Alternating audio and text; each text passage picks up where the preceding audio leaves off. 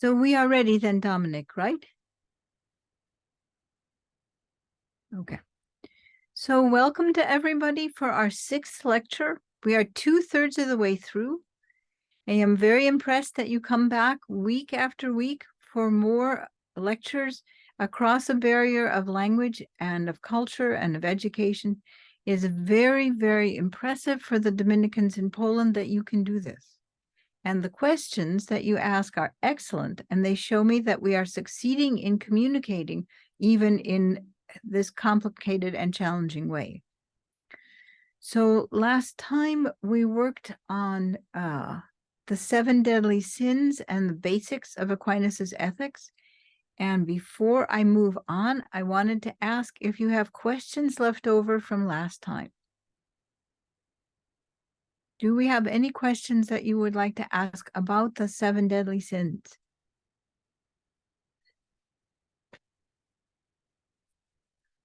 Okay, I'm not seeing any questions. If I can ask a question, Yeah. I will say in Polish, yes.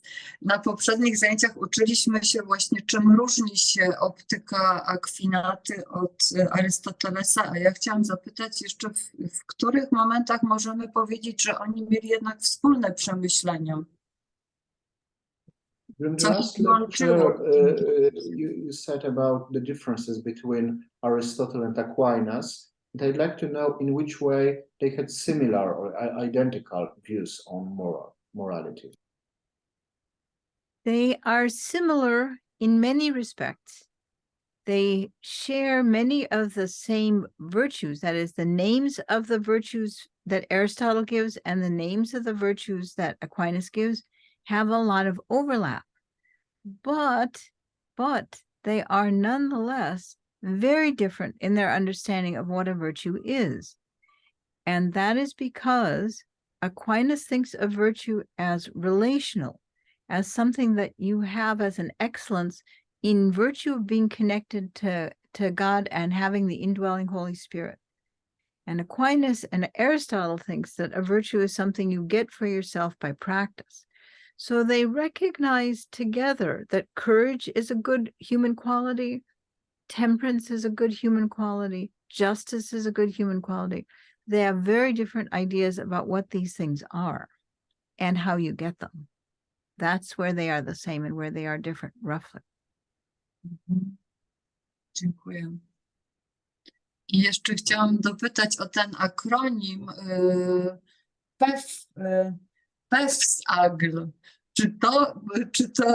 Czy pani profesor, czy jest jakieś znaczenie tego słowa, bo w słowniku nie znalazłam. So I'd like to ask you about the acronym PEFSAGL. Does it have any meaning? Because I couldn't find it in dictionary. No. Here, let's put it up again. There it is. It has no meaning. It is meant only to help you remember. What are the 7 deadly sins and what is their order? Pewsagel, pride, envy, wrath, that's pew. Sloth, avarice, gluttony, and lust, that's sagel. And now you never have to forget them again because you will remember pewsagel and then you will think, right, pride, envy, wrath, sloth, avarice, gluttony, and lust. Okay, thank you very much. Yeah. It's an acronym. How do you say acronym in Polish, Dominic? Acronym, the same, acronym. Okay, it's an acronym. Do we have anything else? Does anyone else have a question from last time before we move on?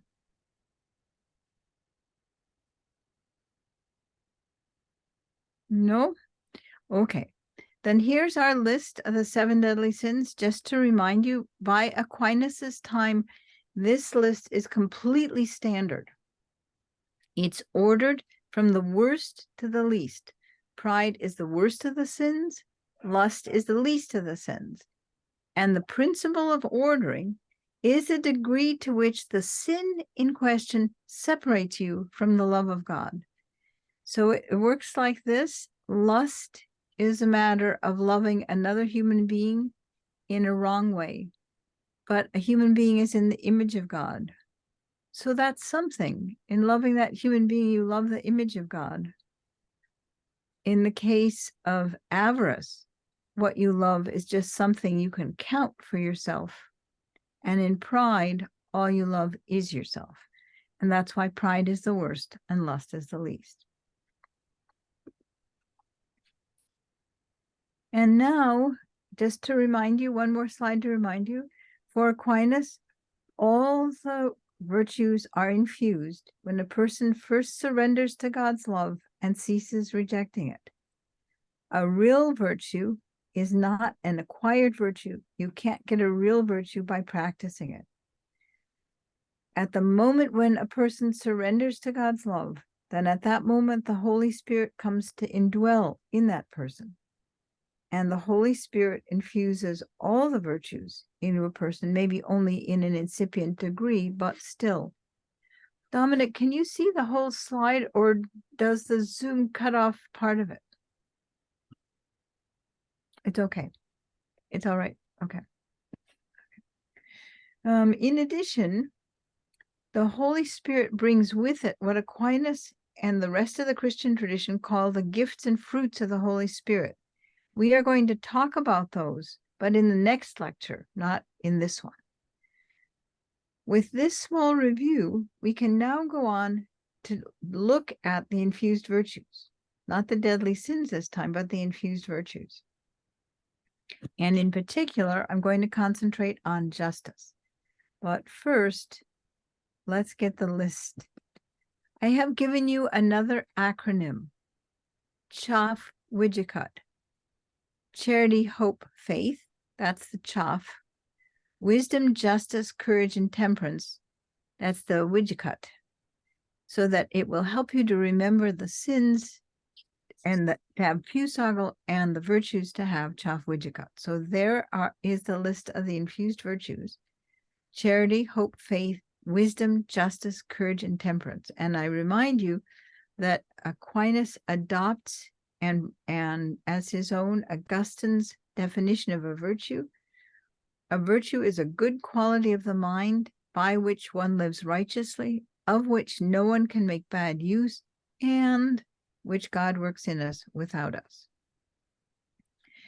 So that's our list of the 7 main virtues. The first 3, of course, charity, hope, and faith, are theological virtues.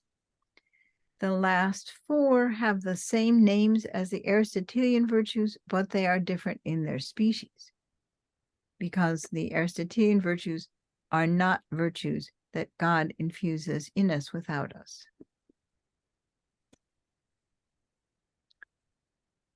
Faith, here's how Aquinas understands faith. He understands faith this way. Faith is the hatred of your own evil and the longing for God's goodness. This faith implies belief in the existence of God, but it is primarily a matter of the heart. And you can see the point if you remember that the devils certainly have belief in the existence of God, but they most definitely do not have the virtue of faith. And that is because they do not hate their own evil and long for God's goodness. Hope is a steadfast conviction that at some point you will be entirely and completely good too. It's the steadfast conviction that you will have a beauty and holiness that is like the beauty of holiness that the Lord has. There is an expression in English. We say the check is in the mail. So when somebody wants to know when you are going to pay them what you owe, we say, I wrote a check, I put it in the mail, the check is in the mail. And hope is the virtue that God's check for you is in the mail. It's coming. Your goodness, your beauty is coming. It's already sent. It's just a matter of time till you get it. Charity is a love of God and a love of God's goodness. And to love God's goodness is to love the good wherever the good is found. And that is why to love God is also to love your neighbor as yourself.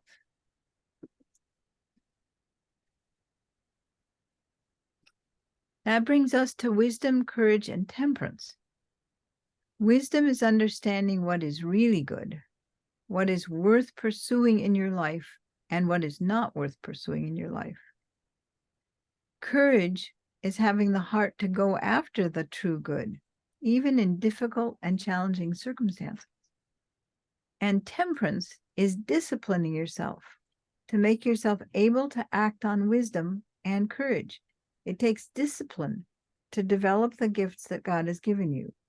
If you don't discipline yourself in your studies, for example, you might know what is good to do and you might have the courage needed to do it, but you also might not have developed your gifts enough to make you competent to do that good because you were not disciplined.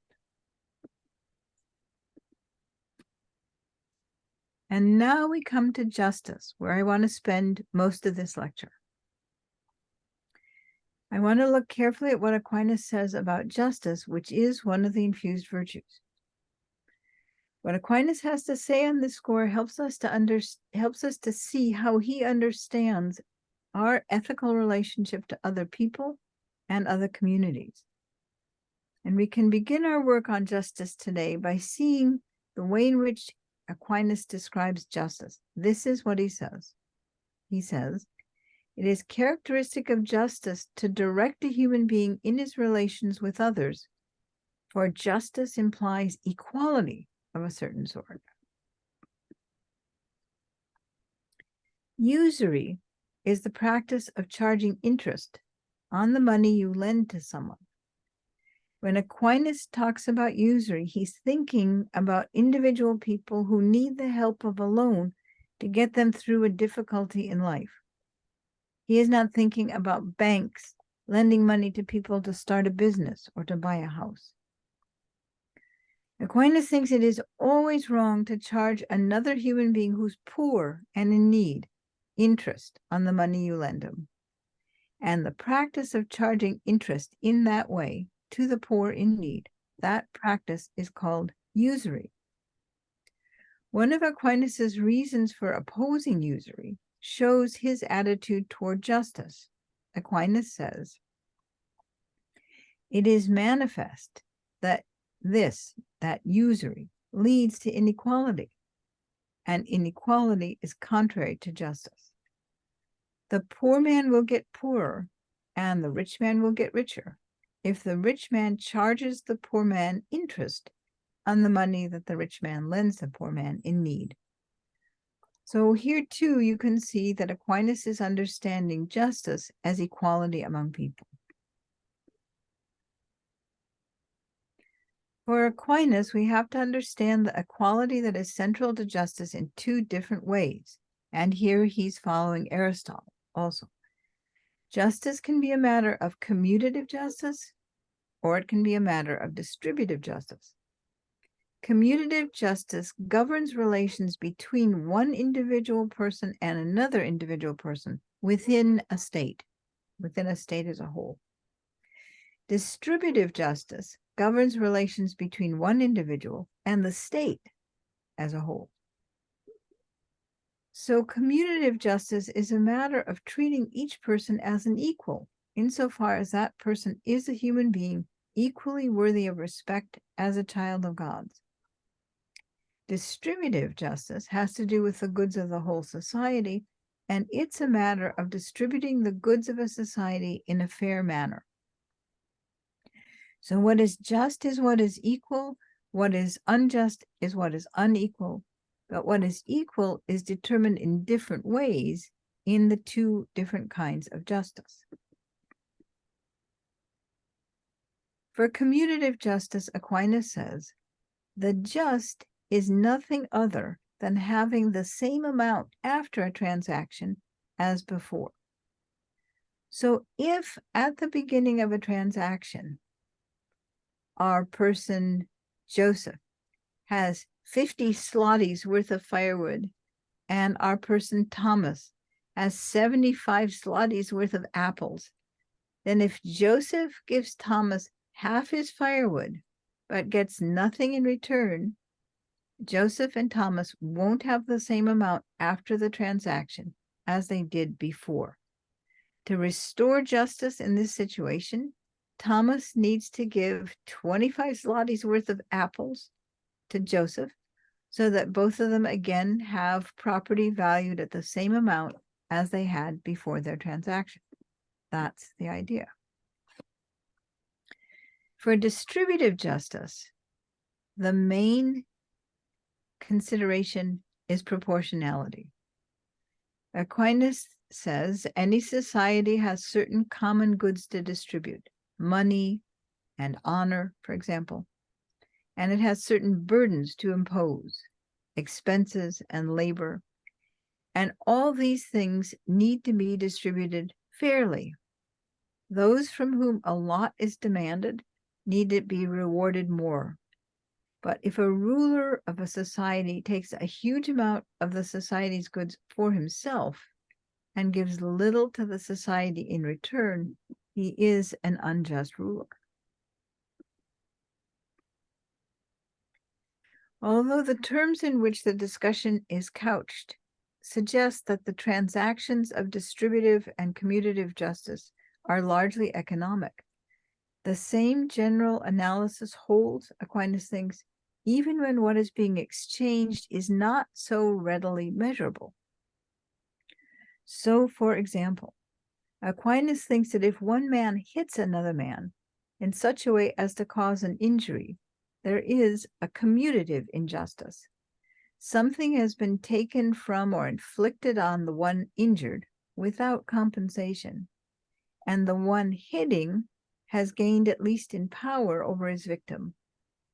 And so after that blow, the two stand in a different relation from that in relation in which they were before. They don't have the same after the transaction of hitting, you might say, as they did before. For these sorts of reasons, Aquinas thinks that it's an injustice to kill an innocent person. It's an injustice to steal. It's even an injustice to speak ill of another person without sufficient cause. What is the Polish word for gossip?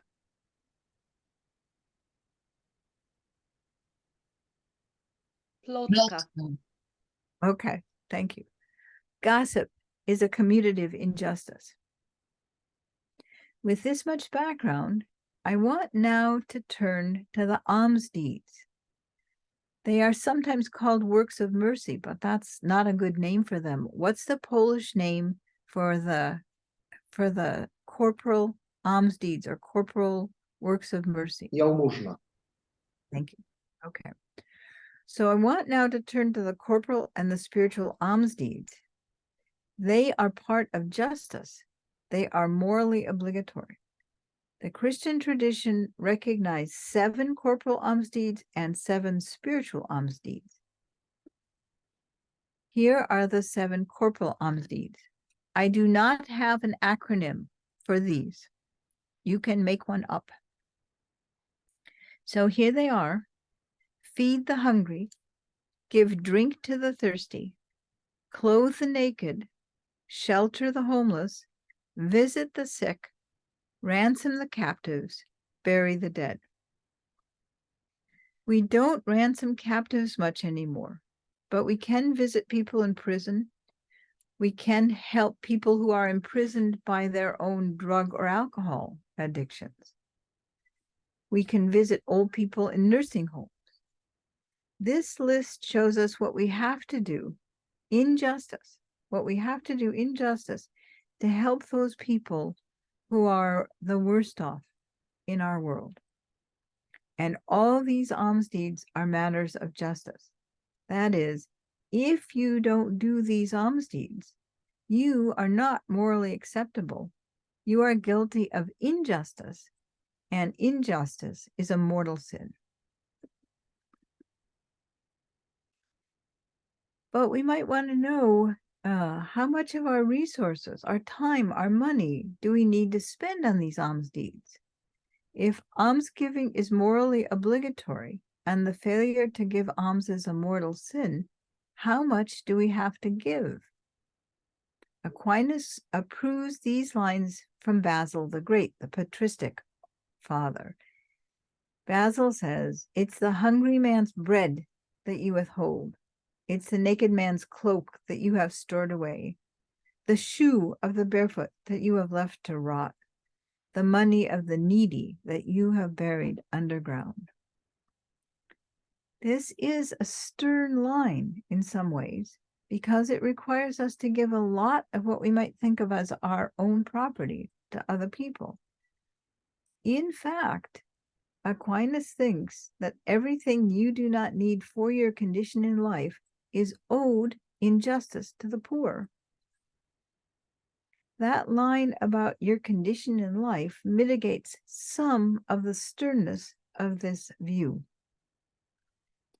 You need to have respectable clothes to wear to work. You cannot go to work in your pajamas.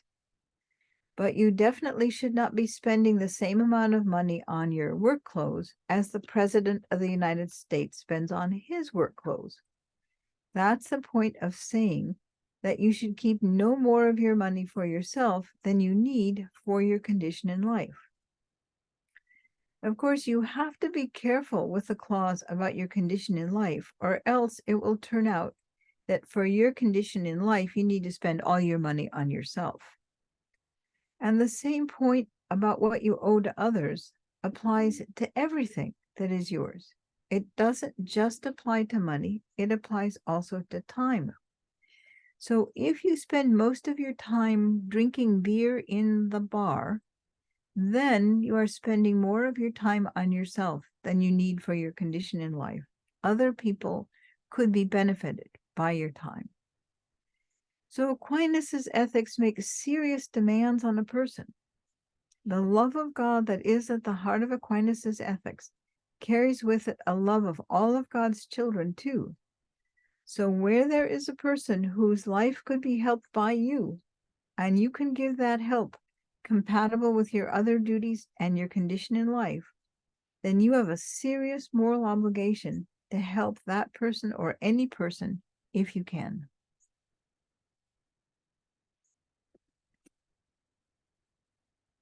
And now there is a puzzle. Here's the puzzle. There's a certain tension between what Aquinas says about commutative justice and his views about almsgiving. So consider giving money to a beggar. Suppose that when an almsgiver, person A, meets a beggar, person B, A has property equivalent to 100 zlotys, and poor B has property equivalent only to 1 zloty. And then suppose that A gives B 1 more zloty. He's giving money to a beggar. At the end of that exchange, A has property equivalent to 99 zlotys, and B has money equivalent to 2 zlotys. So now, what becomes of Aquinas' view of commutative justice? On his view, an exchange between two individuals will be just if what they exchange is of equal value and their positions at the end of the exchange are the same as they were at the beginning. But if you are obligated to give away all your possessions that aren't needed to sustain you in your condition in life, if you're obligated to give alms, then an exchange in which the poor person receives something and gives nothing at all in return, that's an unjust exchange. And so it seems as if justice is sometimes violated rather than preserved by the corporal alms deeds. So it looks as if either Aquinas' account of commutative exchange gives us a formula for justice preserving exchanges between individuals, or Aquinas is right in holding that a failure to give alms is an injustice, but it looks as if he can't have both those positions. This puzzle is resolved by considering what is our own, what belongs to us, and what is owed to others. For Aquinas, there is not an absolute right of ownership. In reality, all things belong only to God. It is human agreement added to natural justice, which allows certain people to claim certain things as their own. But human claims to own anything cannot get in the way of God's purposes. And God's purpose is that the earth should sustain God's people. Human agreements about ownership cannot contravene God's purposes. You can see Aquinas's point if you think about his views with regard to theft. Theft is always a mortal sin. That's what Aquinas says. But Aquinas also maintains that it is not theft for a hungry man to take bread from a rich man. In fact, Aquinas thinks it's theft for the rich man not to give the hungry man bread when he sees the need of the hungry man and can help him. Remember here Aquinas's views about pride, which we talked about last time. Pride, which is the worst of the deadly sins. Everything good that we have is a gift from God, and it is owed back to God for God's service. So in the end, on Aquinas's view, everything really belongs to God. We have only a limited right of ownership to what we call our own. And this point applies not just to money, it applies also to time, it applies also to our talents. On Aquinas's view, although our possessions belong to us as regards ownership, as regards the use of these possessions, they belong not only to us, they belong also to all those who could be helped by what we have left over after attending to our own needs. Therefore, when it comes to the use of property, a person ought to hold the possessions that are his time also, and his talents, not as just his, but as common, as belonging to everybody. That is, he should be ready to use what he sees as his own for the common good. For this reason, Aquinas says that a rich man doesn't act unlawfully if he precludes others in taking possession of something. But the rich man acts wrongfully if he indiscriminately prevents other people from using it. It is clear that for Aquinas, ownership in this sense is something much less absolute than some contemporary philosophers have in mind with ownership. This kind of ownership is not exactly the sort of ownership with which a national government owns public parks, where the ownership consists largely in a duty to preserve and maintain the land for the use of all the people in the society. This kind of ownership is more nearly like the sense of ownership with which a wage earner in a family owns the money she makes. The money she earns is certainly her money. She can rightfully hold it or dispose of it at her discretion as her own. On the other hand, it is also clear that she does wrong if she doesn't consider the needs of her whole family in the way in which she uses her money.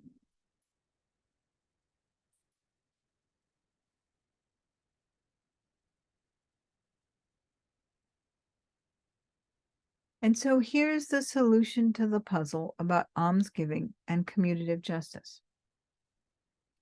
Although almsgiving takes place between one individual and another within a society, so that it looks like a commutative exchange, on Aquinas's view, in fact, it is not a commutative exchange. It falls more nearly under distributive justice. Insofar as everything really belongs to God, in holding or disposing of his own property, or anything else that is his own, any human being ought to act as God's agent, helping to effect the just distribution of property and other good things within a society. So let's look again at the list of corporal alms deeds. Whoops, what did I do? There we are. Okay. So here they are again. Feed the hungry, give drink to the thirsty, clothe the naked, shelter the homeless, visit the sick, ransom the captive, bury the dead. All these things are matters of justice for us. And what we do not need for our condition in life, we owe to those who are in need, for food, for clothing, for housing, for human company also. And now I want to show you that there is one other list of alms deeds. These are the spiritual alms deeds. Here are the spiritual alms deeds. Instruct the ignorant, counsel the doubtful, comfort the sorrowful, fraternal correction, forgive trespasses, bear with those who trouble us, pray for others. These are all matters of justice too. They also are morally obligatory. And these also can make serious demands on a person. And this list also raises a puzzle. So let's look at the list. The spiritual alms deeds are things you can do even when you yourself are in trouble. No matter what your own situation is, you can pray for other people. So, our person who is in the hospital, who cannot get out to take care of the hungry at the church door, he can pray for everybody. He can pray for you. He can pray for Father Dominic. He can pray for me. And so even in the hospital, he can pray for others, and so can everyone. Praying for others is something you can always do. And then you can help others to be the best they can be. You can instruct others if you know things that others don't know. If I were in the monastery in Krakow, I might ask Father Dominic, where is the ladies' toilet? And then, if he told me, he would be doing a spiritual alms deed. He would be instructing the ignorant. So instructing the ignorant is something everyone can do. You can give advice to people who are struggling with doubts in their faith. That's counseling the doubtful. And you can give whatever comfort you can offer to other people who are sorrowing. These are also things everyone can do. And they are obligatory. Another spiritual alms deed is putting up with other people when they aren't yet the best they can be. This alms deed is a matter of bearing with people who are troublesome to us. It's not a matter of excusing sins. It's a matter of trying to be patient with people who are annoying to you by their bad habits, by the way they talk, by the way they chew their food, by the way they sing in church, and so on. If you can be patient with them, that is also a spiritual alms deed, and you owe it in justice to them to do this. And then there is fraternal correction. This is what fraternal correction is. It's telling truth to others when that truth hurts the others. There are limited circumstances in which failing to correct a wrongdoer is not a serious moral wrong. The most important of these circumstances occurs when it seems very probable that the wrongdoer will get morally worse as a result of the correction. But insofar as we know about someone else's serious wrongdoing, the opportunity arises to offer him correction in the proper way, and there is no very strong reason to suppose that reproving the wrongdoer will make him worse, then fraternal correction is a matter of moral obligation, and its omission is a mortal sin. In fact, Aquinas quotes with approval Augustine's line that the failure to correct a sinner makes you worse than the sinner, no matter what those sins are. On this view, it doesn't matter what fraternal correction costs you. It is still morally obligatory. For Aquinas, failure to reprove a wrongdoer is itself a serious moral wrong. So in those cases in which we know about someone else's serious wrongdoing, the opportunity arises to offer him correction in the proper way, and there's no very strong reason to suppose that reproving him will make him worse, then we are morally obligated to give the wrongdoer moral reproof. And now we have a puzzle. There are limited circumstances in which failing to reprove a wrongdoer isn't a moral wrong. But the most important of these is just the case where the wrongdoer might get worse in case you reprove them. But unless we have limited circumstances of that sort, then we will have a mortal sin if we don't correct him. But what about commutative justice now? What about that? Engaging in fraternal correction, engaging in social dissent, can come at the cost of serious harm to yourself. And so it's an exchange in which one person gives something, social standing, economic well-being, maybe even your life, in order to try to fulfill a demand of justice. And nonetheless, that person receives in return no benefit for himself. So what about Aquinas' lines about commutative justice? Given what Aquinas says about commutative justice, it seems that it should not be morally obligatory for someone to give up something of value to himself without any provision for his receiving something of equal worth. And here is the solution to the puzzle. For Aquinas, an individual can justly lay claim to certain possessions as his own, but only within limits, since in reality everything belongs to God, and God intends our possessions for the welfare of the whole human community. In the same way, human beings have control over themselves in virtue of having been created by God with intellect and will. But human beings do not have absolute rights of disposal over themselves. Human beings can conduct their lives justly.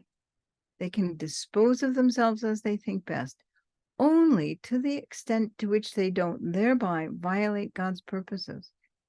In reality, all things, human beings too, belong to God, and his purposes include the welfare of the whole community.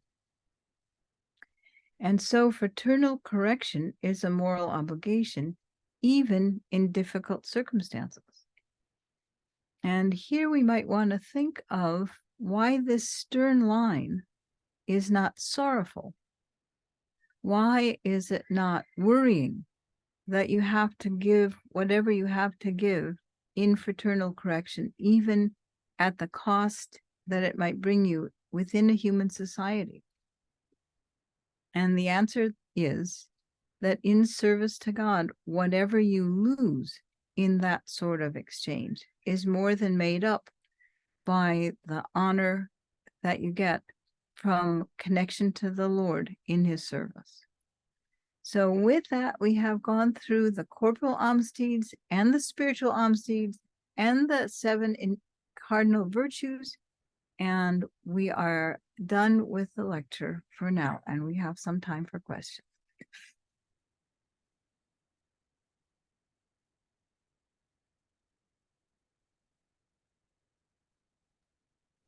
Thank you, Eleanor, very much for your lecture.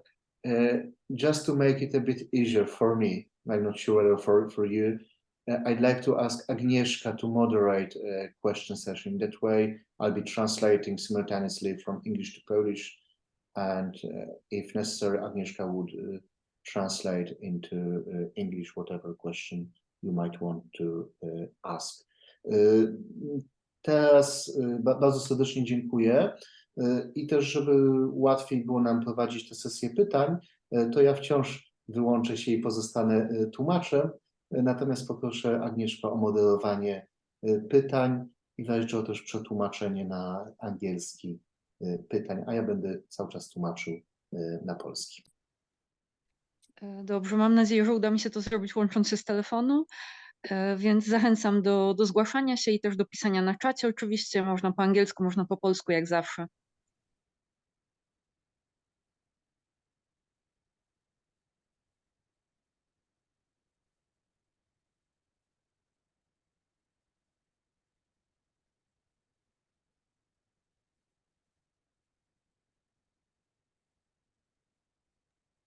Można zadać pytanie, nie umiem podnieść łapki, więc od razu. Oczywiście.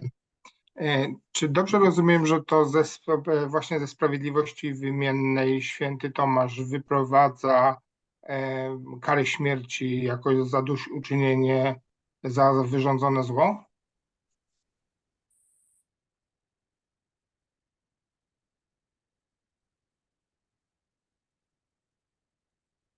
I'm not hearing you, Dominic, if you're translating.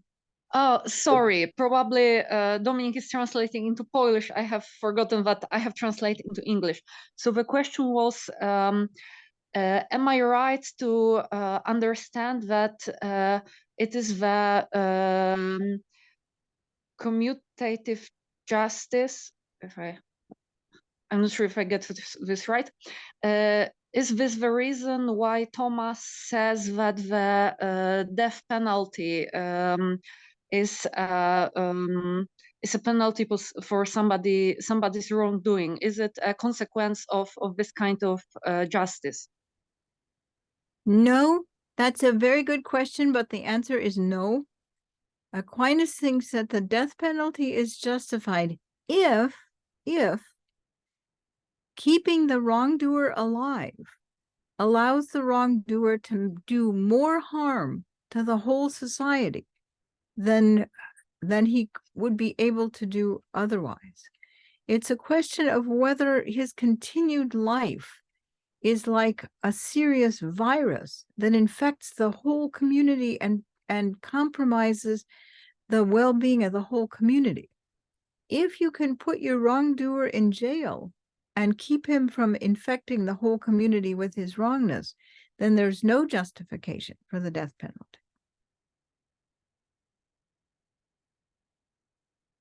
Can someone translate? I guess Dominic is translating simultaneously, so I hope it was translated into Polish. Okay. Yeah, it was. Okay.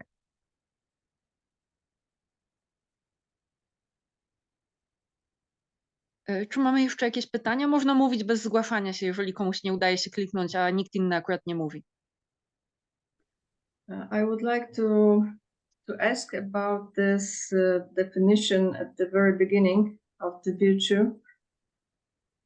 I don't understand the fact that when we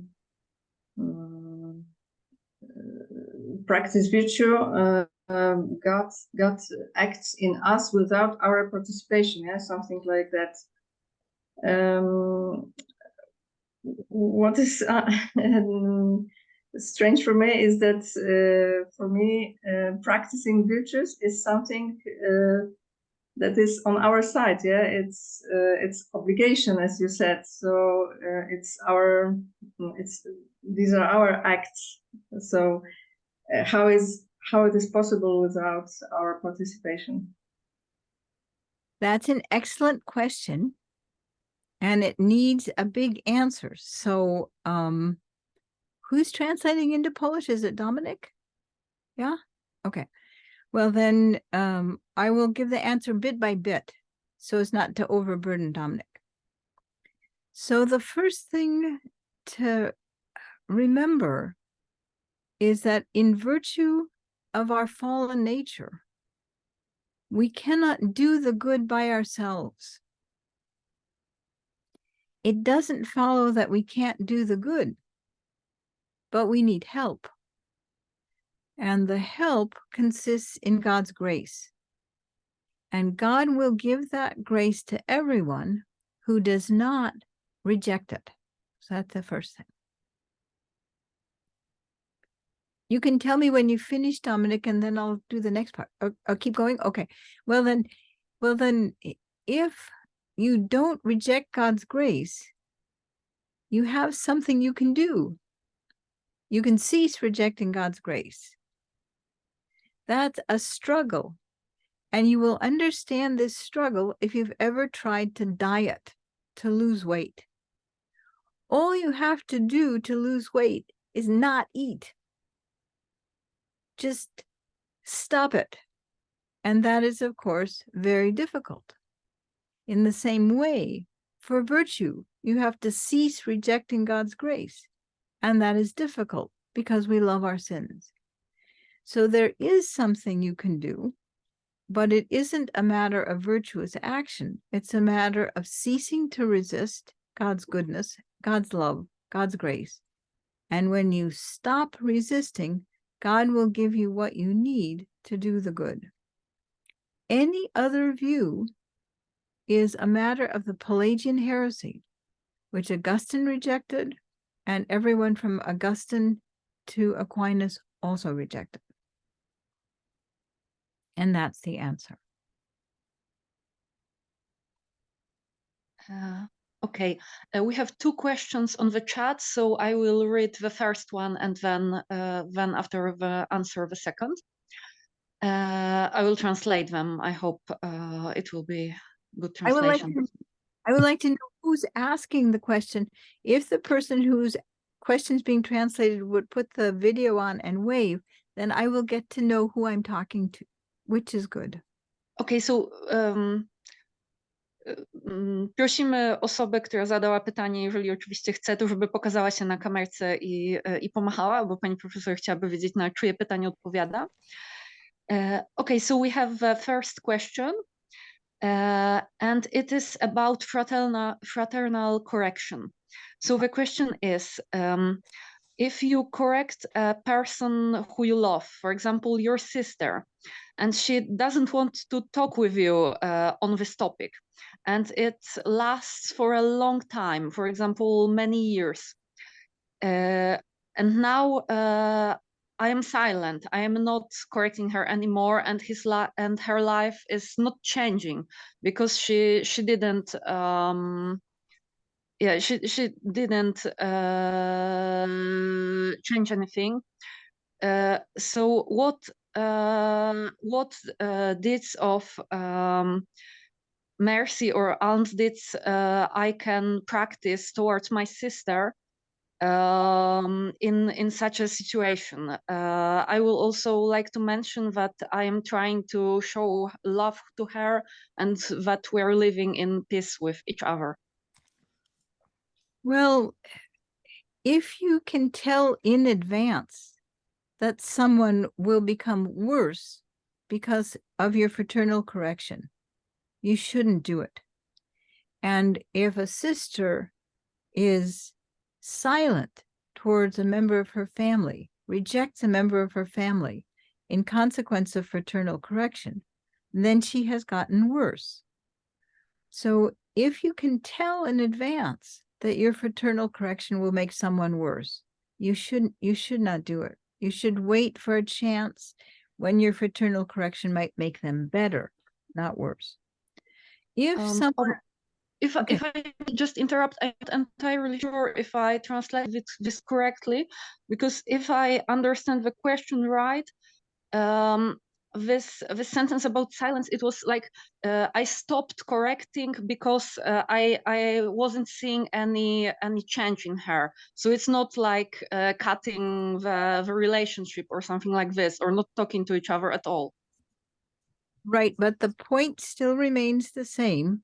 If you can see that fraternal correction will make no difference for good, then you are not obligated to engage in it. The point is to do good for the other person. The point is not to get your ticket stamped for entry into heaven. So you have to consider what effect your fraternal correction will have. You are not responsible for the good that your sister does. You're responsible only for yourself. And for yourself, you're responsible for watching what you can say to your sister that might help your sister find a better way of living. That's the way to think about it. Okay, so we have another question on the chat. Oh yes, and the person who asked the question says thank you. And now I will read another question. I will translate it. It is a linguistic question. We have prudence, which is Latin prudentia, on the slide. Prudence, which is virtue, is here named wisdom. which is Latin sapientia. So could you explain the difference in the terminology? Because I guess the person is asking that we would expect that we'll find prudence on this list and there is wisdom. It's an attempt to give a name to that excellence of mind and heart, which knows what the true good is and knows how to achieve it and desires to do so. So it's a mixed intellectual and moral virtue. That is, it's partly a habit in the mind and partly a habit in the will. And in each case, it's a matter of knowing the true good and knowing what the means are to the true good. So Aquinas talks about sapientia as knowing the highest true goods. And sometimes prudence is a matter of knowing the means to the highest good. But basically, knowing the true good is what this virtue is. Knowing it and desiring it.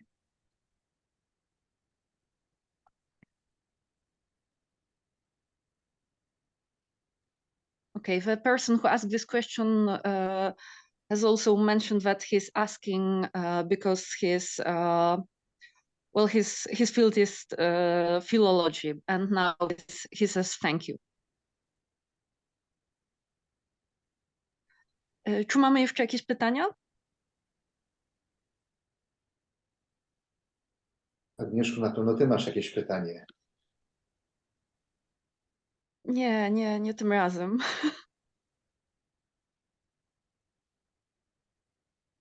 You have somebody waving a hand. Jeżeli ktoś macha, to proszę się odezwać, bo ja nie Mamy zawsze dwie widzę osoby. kamerkę. Pierwsza jest pani Karolina, potem pan Jakub. Ja zadam pytanie po polsku, jeśli można. I w sumie nawet to by były dwa pytania, a nie jedno. Pierwsze pytanie jest takie, no są różne rzeczy, które z perspektywy katolickiej są grzeszne, są nieakceptowalne, a zarazem z perspektywy niewierzącego, czy innowiercy, czy ateisty już są zupełnie akceptowalne. I jeśli mamy osobę niewierzącą, która robi coś takiego, to czy powinniśmy jako katolicy zwrócić jej na to uwagę, czy uznać, czy jednak odpuścić, no bo ta osoba w zasadzie nie ma podstaw ze swojej perspektywy, żeby uznać coś takiego za niemoralne. A drugie pytanie jest takie, jeśli na przykład załóżmy, że na przykład gdzieś w mediach społecznościowych, na przykład na Facebooku widzę jakiegoś posta od jakiegoś dalekiego znajomego, w którym taka osoba na przykład dość jawnie się przyznaje do jakiegoś, no, na przykład, nie wiem, na przykład załóżmy, że ktoś, nie wiem, publicznie pisze o tym, że popiera aborcję, że popiera powszechny dostęp do aborcji, coś takiego, co no ewidentnie no, nie jest akceptowalne z punktu widzenia katolika, ale zarazem jest to taka osoba, która po wielu latach ani mnie już nie kojarzy, ani nawet mnie nie pamięta. To czy w takiej sytuacji zgodnie z tym, co pisze święty Tomasz, ja powinnam mimo wszystko jakoś zareagować, gdzieś napisać do tej osoby, która nawet nie wie o moim istnieniu, czy lepiej na przykład za taką osobę się pomodlić albo coś innego zrobić?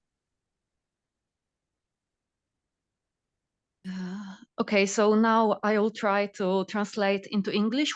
There are two questions. First of them is this. We may have a person who is a Catholic and a person who, for example, is not, or is not even a believer. And from their perspective, they may think of different things as good or bad.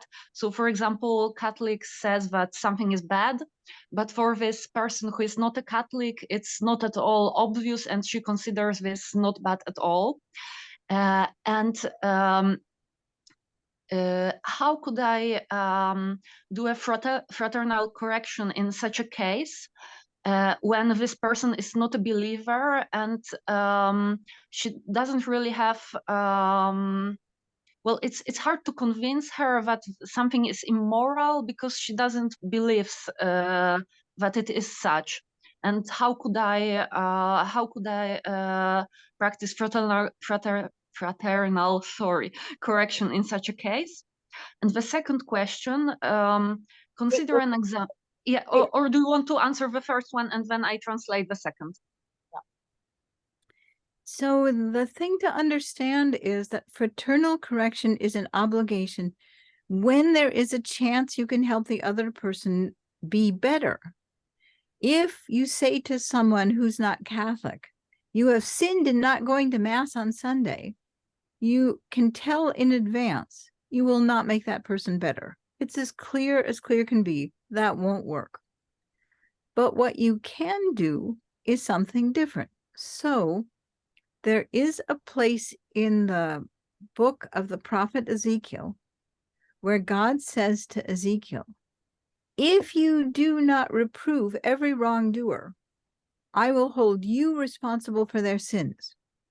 That's God explaining the obligation of fraternal correction.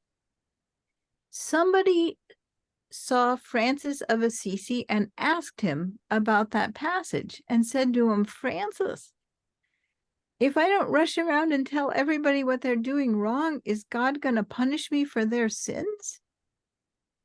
And Francis said, well, there's different ways of showing people their sins. You can just tell them what they're doing wrong, or you, in your own life, can be salt for the world, light for the world. If you are salt for the world in your life, if you are on fire with love of the Lord so that you are salt for the world, then other people will be able to taste the goodness of God by watching you. And if you are light for the world, other people will be able to see the goodness of God by looking at you. And so when you are salt and light in your life, you will, by this means, help other people to taste and see that the Lord is good. And by that means, they will come to know what it is that they are doing wrong. And that is a way to think about that question.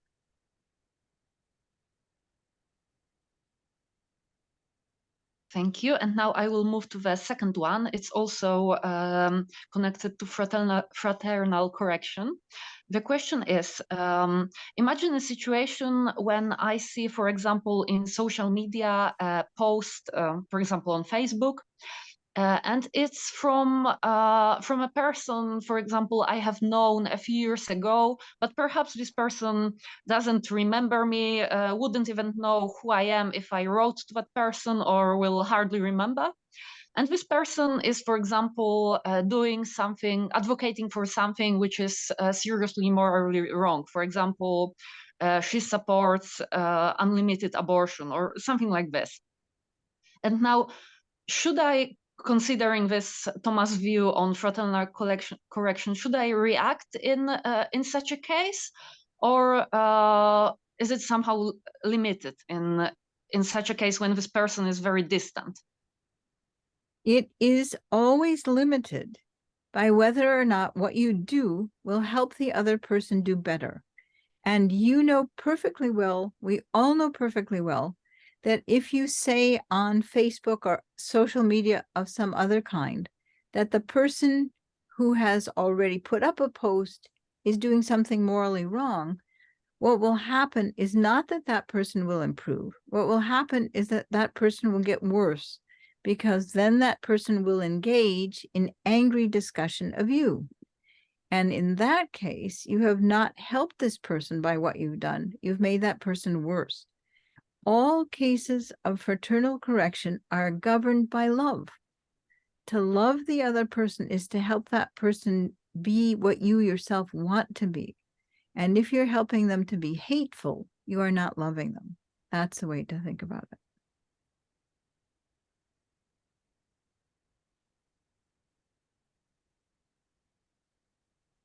Jeżeli mamy jakieś jeszcze pytania, to proszę się odzywać tak, bez tak. pytania, bo ja mogę nie widzieć rączek Tak, podniesionych do góry. teraz tych będzie na- pan Jakub, a potem pani Eleonora. Dominic, Ewelina, Dominic, I wanted to ask if the person in the hospital has asked a question because I saw his hand up. yes, it was a Oh. philological question. Oh, that was you were the philological questioner. Okay, very nice. All right. Okay. To zapraszamy pana Jakuba, potem panią Eleonorę i na tym zapewne dzisiaj skończymy. Good evening. I'd like to ask Professor about the German Nazi named Franz Stangl. You mentioned his name in the notes to the last slide. Yeah. And that it was regarding the fraternal correction. And you wrote that it's worth considering his case. Could you explain a little bit more to us? Because he was the commander of the death camp in Treblinka, which is on Polish territory now. So we know this place. So please. Franz Stangl was imprisoned after the war. He was tried and imprisoned. And an Austrian journalist named Gita Sereni went to visit him in prison. And she said to him, I'd like to talk with you about how you got to be the man you were when you were the commandant of Treblinka. How did that happen? And he said, I was just following orders. And she said, then I'm not coming back. I want to think through this issue with you. I don't want to hear your crummy line. So he was engaged with her in trying to think how he became so bad a human being. And at one place after another, he said to her, if I had said no to the Nazis about what they were asking me to do, they would have killed me.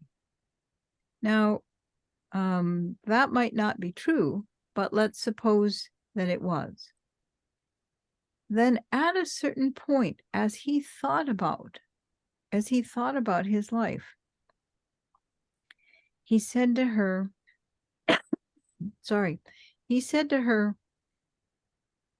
I should have said no. I should have said these things are evil. And it would have been better for me if I had died. My life would have been better if I had died. Now, what I think is that's certainly true. His life would have been better. And so the stern line about fraternal correction is not an ascetic inhumanity. You have to give up your life to combat evil. It's not a stern inhumanity. It is a recognition that human life can get so bad, human society can get so bad, that it really just is true. You would be better off dead than cooperating with this evil. And that's the way in which thinking about Franz Stangl shows us the truth in what Aquinas says, what the Christian tradition says about fraternal correction. It is always a moral obligation, and it can cost you even your life. But when it costs that, you are better off giving it than not giving it. Thank you very much. Pani Eleonora i pani Maria, to są naprawdę dwa ostatnie pytania już na dzisiaj. Ja mam takie krótkie pytanie odnośnie tego stwierdzenia świętego Akwinaty dotyczącego jałmużny, biorąc pod uwagę swoje warunki życiowe, swoją sytuację życiową. Zostało powiedziane, że jeśli zatrzymujesz dla siebie więcej niż wymaga tego twoja sytuacja życiowa, jesteś winny kradzieży. Czy to oznacza, że chrześcijanin tak naprawdę nie powinien mieć oszczędności, na przykład na koncie bankowym, ponieważ to jest kwota, którą zdeponował w banku, ponieważ no, aktualnie nie jest mi potrzebna. Czy biorąc pod uwagę tak dosłownie tą zasadę, że się nie powinno zatrzymywać dla siebie, czy to oznacza, że nie powinno się mieć takich oszczędności, a wręcz dać w formie jałmużny potrzebującym? Przetłumaczę. Okay, so the question is about almsgiving and this condition that we shouldn't keep anything more than is necessary in our situation, our life circumstances. And this is theft if we keep more. So does it mean that we shouldn't have any savings, for example, in the bank account? So because when we treat this literally, it would seem that we couldn't that we shouldn't save any money if there's no like purpose for it. We're just putting them off, but we should rather give it to the poor. No, it does not mean you should have no savings. Does not mean that. Why do people have savings? Because something may go wrong. You might get sick and not be able to work. And a storm might come along and destroy part of your house. Things happen in human lives, and people save money so that when the unexpected bad thing happens, they can cover the expenses. If you do not cover the expenses, if you do not have savings to cover the expenses, then you will have to be the recipient of other people's corporal alms deeds. And now you haven't helped the other people in your society. You just made it worse for them. So savings are part of what you should have if you can for your condition in life. Or think about it this way. I teach at a Jesuit school. The Jesuits vow poverty. And one of my Jesuit colleagues refused to buy a printer because of his vow of poverty. And I told him I thought that was incompatible with his condition in life. In order to avoid spending $100 on a cheap printer, he spent a lot of time going to a communal printer, waiting in line, and then printing what he had. So he was saving the Jesuit order $100 and spending his life instead. That is not a wise move. The world needed his talents and his time more than it needed his $100 for the printer. So that's the point of thinking about the condition in life. You're supposed to think about what you can do to organize your life, your possessions, your time, your talents in such a way that you can be of most use to the world around you. And if all you're thinking about is whether God will like you because you have as little as possible, you're confused about what the point of the spiritual alms deeds are. The point is to help other people in the community. The point is not to try to meet a rule about having as little as possible. To jeszcze pani Maria. Ostatnie pytanie. Well, this is not a question, but I just would like to say that I was very impressed and also very grateful for this statement that faith is hatred to one's own evil and longing for God's goodness. This was something, a new approach for me to faith, and and that it shows that faith is first of all a matter of heart, and that this shows us that the difference between us and devils who also believe in God but do not have the virtue of faith. Yeah, That's right.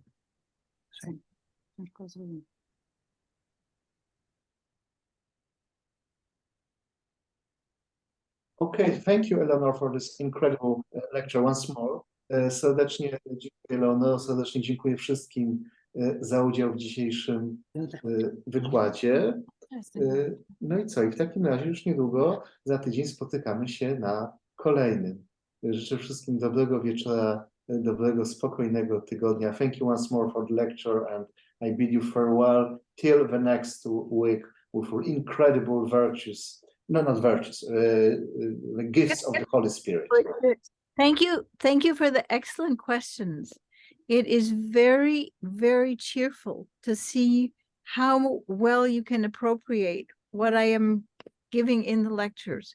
You have to put so much mind on listening and understanding, and your questions are excellent. So I'm cheered by what you can do. So thank you. Thank you. Bye. Bye.